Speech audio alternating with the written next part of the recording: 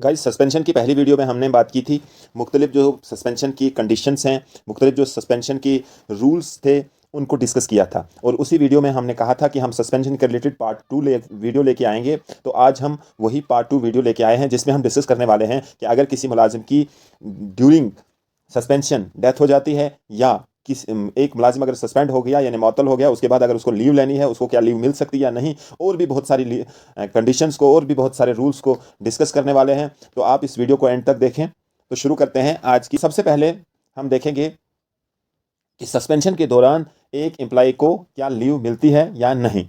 देखिए, जब भी कोई मुलाजिम मअतल होता है, यानी कि कोई मुलाजिम सर्विसेज से सस्पेंड हो जाता है, तो उसको किसी भी किस्म की लीव नहीं मिलती है।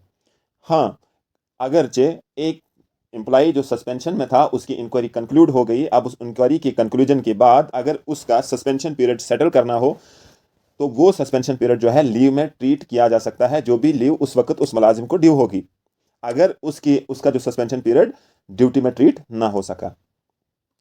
दूसरा, अगर एक से जायद मुलाजमीन किसी ऑफेंस में, किसी एक्शन में मुलव्वस पाए गए और उनको कॉम्पिटेंट अथॉरिटी ये समझती है कि इनको सस्पेंड करना ज़रूरी है, तो उस सूरत में उनको किस तरीके से सस्पेंड किया जाएगा। देखिए, जब एक से जायद मुलाजमीन जो हैं, एक से जायद एम्प्लॉयज़ जो हैं, किसी ऑफेंस में मुलव्वस पाए गए, तो उस सूरत में सभी डेलिक्वेंट ऑफिशियल्स को एक ही रूल के तहत, एक ही मेथड के तहत सस्पेंड किया जाएगा। बल्कि ऐसा नहीं किया जाएगा कि किसी एम्प्लॉय को पिक एंड चूज करके उसको सस्पेंड किया, बाकी सारे मुलाजमीन को सस्पेंड नहीं किया, या एक दो को सस्पेंड किया, दो तीन को नहीं किया। तो ऐसा बिल्कुल भी नहीं होगा, बल्कि गाइडलाइन के मुताबिक सभी उन मुलाजमीन को एक ही वक्त में सस्पेंड किया जाएगा। अगर एक एम्प्लॉय जो है ये शिकायत करता है कि मुझे ही बाकी डेलिकेट ऑफिशियल से अलग करके मुझे ही सस्पेंड किया गया, तो ऐसा सस्पेंशन ऑर्डर जो है कोर्ट में चैलेंज हो सकता है और वो मनसूख भी हो सकता है। दूसरा है सस्पेंशन एंड रिटायरमेंट, कि अगर क्या रिटायरमेंट के बाद सस्पेंड कर सकते हैं एक मुलाजिम को? नहीं। कॉम्पिटेंट अथॉरिटी को यानी गवर्नमेंट को ये हिदायत है कि कोई भी अगर किसी एम्प्लॉय को सस्पेंड करना हो, तो उसको रिटायरमेंट से पहले ही सस्पेंड करना है। और सस्पेंड करके अगर उसके खिलाफ कोई डिसिप्लिनरी एक्शन लेना है या इंक्वायरी करनी है, तो उस इंक्वायरी को भी उसकी रिटायरमेंट की डेट से पहले ही कंक्लूड करना है। अगर ऐसा किसी वजह से नहीं हो सकता है, गवर्नमेंट को यह भी पावर है कि उसकी रिटायरमेंट को till the conclusion of inquiry refuse भी कर सकती है। हाँ, इसमें एक सूरत यह भी है कि अगर गवर्नमेंट सर्वेंट को ड्यूरिंग सस्पेंशन कंपलसरी रिटायर करना पड़ा, तो उस वक्त जो सस्पेंशन ऑर्डर है वो ऑटोमेटिकली खत्म हो जाएगा। चलते हैं आगे कि suspension during leave preparatory to retirement. मैंने पहले लीव प्रेपरेटरी टू रिटायरमेंट के बारे में एक वीडियो अपलोड की थी।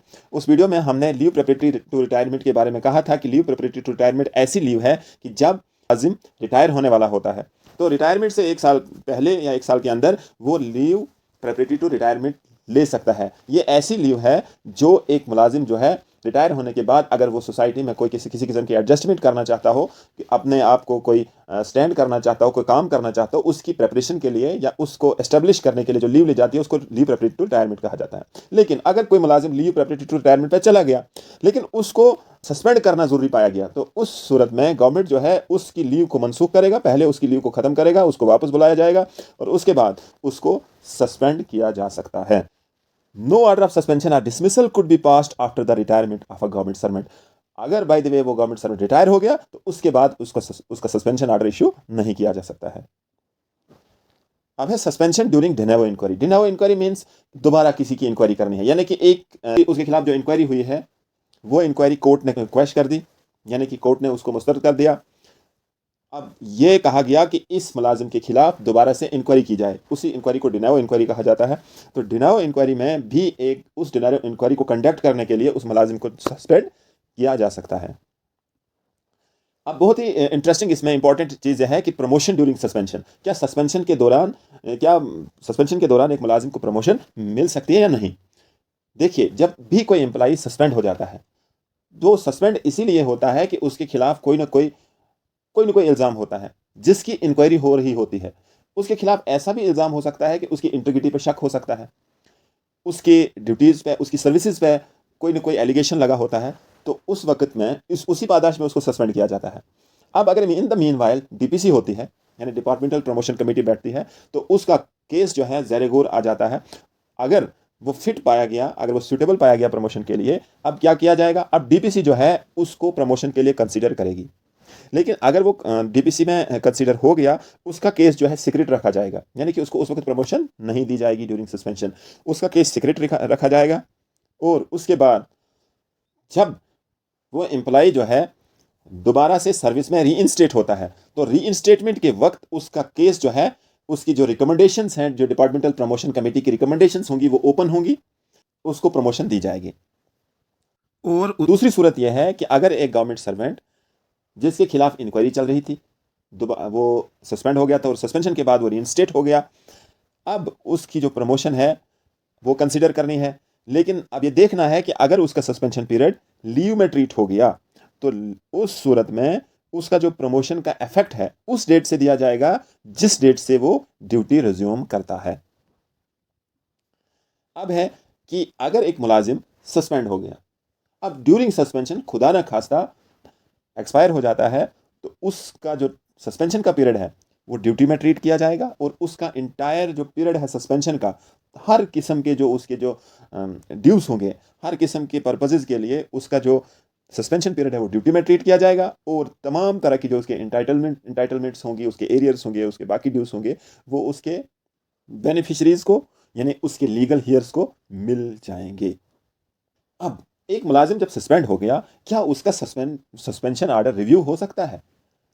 क्या उस पर दोबारा से नज़रसानी हो सकती है? यस, जब भी कोई मुलाजिम सस्पेंड हो जाता है, तो control conduct and appeal rules में यह प्रोविजन है कि उस सस्पेंशन आर्डर को पीरियडिकली रिव्यू कॉम्पिटेंट अथॉरिटी जो है रिव्यू करेगी, उसको वक्तन फवक्तन देखेगी कि उस सस्पेंशन, वो जो सस्पेंशन है उसमें किसी किस्म की प्रोग्रेस हो रही है, उसमें क्या प्रोग्रेस हो सकती है। अगर उसकी प्रोग्रेस हो सकती है तो उसको कम से कम वक्त में उस इंक्वायरी को कंक्लूड किया जाए। अब है recoveries from the suspended employee. इसमें 3 किस्म की रिकवरीज है। एक है कंपलसरी डिडक्शन, ऑप्शनल डिडक्शंस और नो डिडक्शंस। सबसे पहले कंपलसरी डिडक्शन, जो उसको सब्सिस्टेंस अलाउंस मिलता है, उसमें से इनकम टैक्स तो काटना ही काटना है। एचआरए, यानी कि अगर उसको कोई गवर्नमेंट अकोमोडेशन वगैरह है उससे एचआरए डिडक्ट करना है। इलेक्ट्रिसिटी बिल्स चार्जेस या वाटर चार्जेस डिडक्ट करना है। फर्नीचर का रेंट या कोई लोन उसने लिया है कोई डिपार्टमेंट की तरफ से, हाउसिंग लोन वगैरह कुछ भी लिया है, तो उसकी रिकवरी उसको ज़रूरी करनी ही करनी है, कंपलसरी है वो उसके लिए। कुछ ऑप्शनल है, जैसे इंश्योरेंस प्रीमियम है उसका, या फिर refund of GP fund advances etcetera, तो ये ऑप्शनल है, वो कर भी सकता है, उससे रिकवरी हो भी सकती है, ना नहीं भी हो सकती है। और दूसरी इसमें यह है कि नो डिडक्शन, जैसे सब्सक्रिप्शन टू जीपी फंड, या अगर, हाँ इसमें ये समझने वाली यहाँ पे बात है कि अगर कोई एम्प्लॉय इस सूरत में इस वजह पे सस्पेंड हुआ है कि उसकी वजह से किसी गवर्नमेंट प्रॉपर्टी को नुकसान पहुंचा है, और उसका जो नुकसान है, यानी उसका जो लॉस है, उसके लिए वो गवर्नमेंट एम्प्लॉय जो है पर्सनली रिस्पॉन्सिबल है, और उस लॉस को ड्यूरिंग सस्पेंशन उससे रिकवर नहीं किया जा सकता है, क्योंकि अभी तो पता ही नहीं है क्या उससे वो एलिगेशंस उस पर प्रूव होंगे या कि वो उससे एग्जोनरेट होगा।